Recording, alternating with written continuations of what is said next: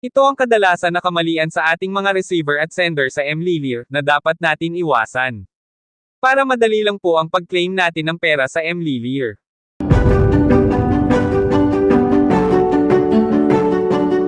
Hello guys! Welcome to my YouTube channel. Magandang araw po sa inyo.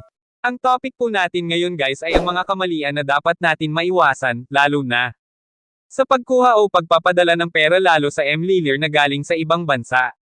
Una na dito guys ay pagkukuha ng pera na dapat nating maiwasan ang pagkakamali. Para iwas abala naman sa ating oras. Kapag magkuha tayo ng pera ay dapat natin tingnan yung resibo kung malinaw ba. Kasi kapag malabo o blurry yung picture ay hindi mo makuha.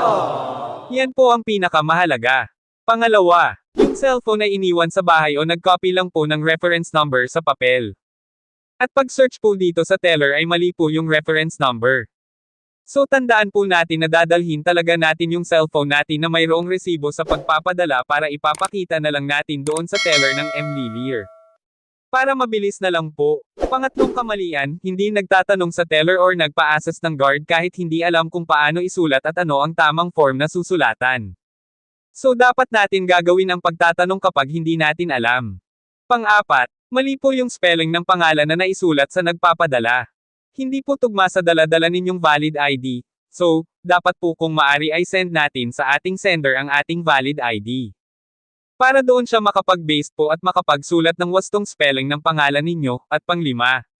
Nakalimutin sa sender na lagyan ng suffix name na junior.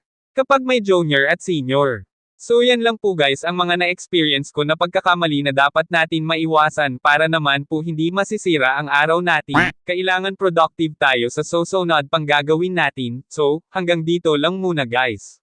Salamat sa panonood at see you in my next video. Bye!